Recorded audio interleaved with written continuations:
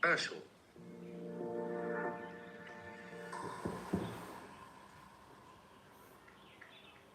Never miss an episode and always feel in the loop by subscribing and ringing the bell. So let's start with a bit of context.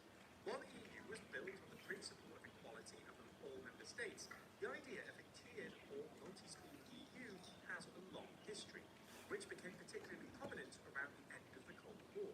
In 1989, two senior German officials floated the idea of a Europe of concentric circles, in which a tightly integrated core would be surrounded by looser outer layers of participation. A few years later, a handful of former communist, Central and Eastern European countries began to outwardly seek EU membership. This triggered concerns among some Western European leaders that rapid enlargement could weaken political cohesion and paralyze decision-making.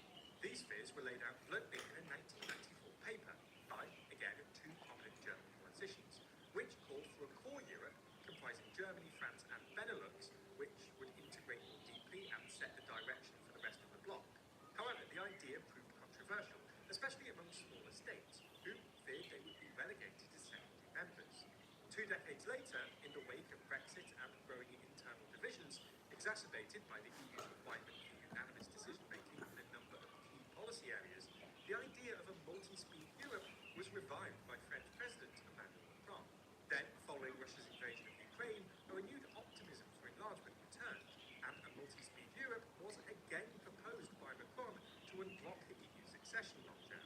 For context, the last time the EU admitted a member was Croatia in 2013, and a handful of candidate countries have been in the waiting room, some for over a decade. Since it's hard enough getting 27 individual states to agree on something, let alone the extra couple of candidate states, Macron argued that EU members could gradually joining parts of the EU market, customs union, or education and energy programs before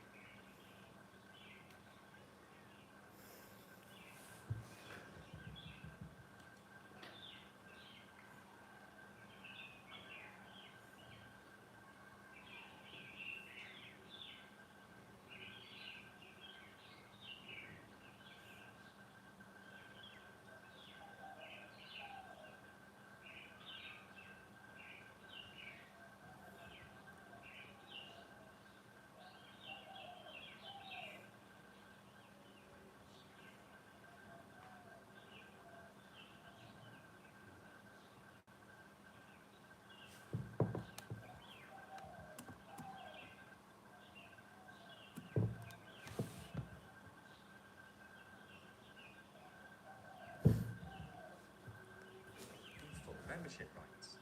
The idea was to deliver tangible benefits early, keeping candidate countries motivated while full membership remained the ultimate goal. Somewhat predictably, in the nearly 4 years since Russia's invasion, EU officials couldn't come to agreement on reforming the accession rules. That was until seemingly last week, when the Financial Times reported that the idea of a two-tier Europe is once again on the table, this time as a renewed push to end the war in Ukraine. For context, drafts of the US-led 20-point peace plan include a key reference to Ukraine joining the EU in 2027. However, Ukraine's path to membership has faced significant obstacles. The country only became an official EU candidate shortly after Russia's full-scale invasion in February 2022, formally opening accession negotiations in June 2024. But progress stalled in June 2025, when Hungary blocked further talks, citing alleged discrimination against Ukraine's Hungarian minority.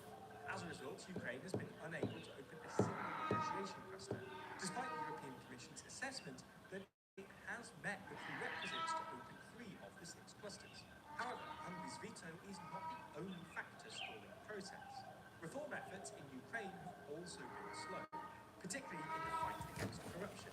And internal EU assessments suggest the country may require up to a decade of reforms to meet the accession criteria. As a result, some EU officials have argued that fast-tracking Ukraine's membership could give President Volodymyr Zelensky the political space to accept other elements of a potential peace deal, such as territorial concessions to Russia, by allowing him to present EU membership as a positive outcome. Dubbed as the EU Membership Light Plan, Ukraine would formally join the EU, but without the full right of membership. In practice, this would mean limited voting power and little influence in ministerial decisions. Instead, Kyiv would gain phased access to the EU single market, agricultural subsidies, and additional development funding, with each step timed to meeting post-accession reform benchmarks. Once again, though, the idea of a tiered Europe is proving controversial, including with Ukrainian President Volodymyr Zelensky. When asked in November about the prospect of candidate countries joining the bloc, initially without full voting rights, Zelensky responded cautiously, saying, if we speak about EU membership, it has to be full-fledged, Hi. and a country cannot be a semi- or demi-member of the EU. Zelensky is not alone in his scepticism. Within the EU, some officials warn that the proposals could weaken the bloc's long-term unity, opening a Pandora's box of political risks and complications that Brussels may not be equipped to manage. Some also fear it would cheapen the value of membership and upset other candidate countries. Opinions are apparently split here.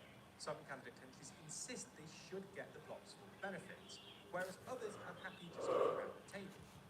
Moldova, for instance, whose membership application is twinned with that of Ukraine, isn't totally convinced, and nor is Montenegro, the candidate country which is the most advanced on its succession path.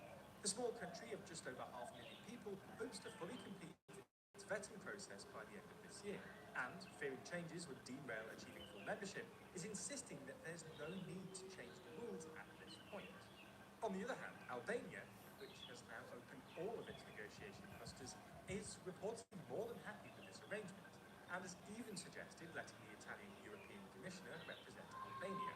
The country's Prime Minister, Edi Rama, even said in an interview with Politico that he did not want to challenge the EU's big dogs, France and Germany, saying that, at the end, they are the adults in the family who make the important decisions. However, not all EU candidates, like Albania and Montenegro, have pursued a clear, committed path towards membership. Others, such as 349. Serbia, Bosnia and Herzegovina, and Georgia, all maintain foreign policy positions with the rest of Europe. This has led to some anxiety that the introduction of a two-tier Europe could discourage their accession ambitions, essentially leaving them in the proverbial waiting room as prime targets. So there comes a point in the projects where I wake up feeling nauseous and I have to figure out why. And unfortunately, this time it's No. the top term. I don't.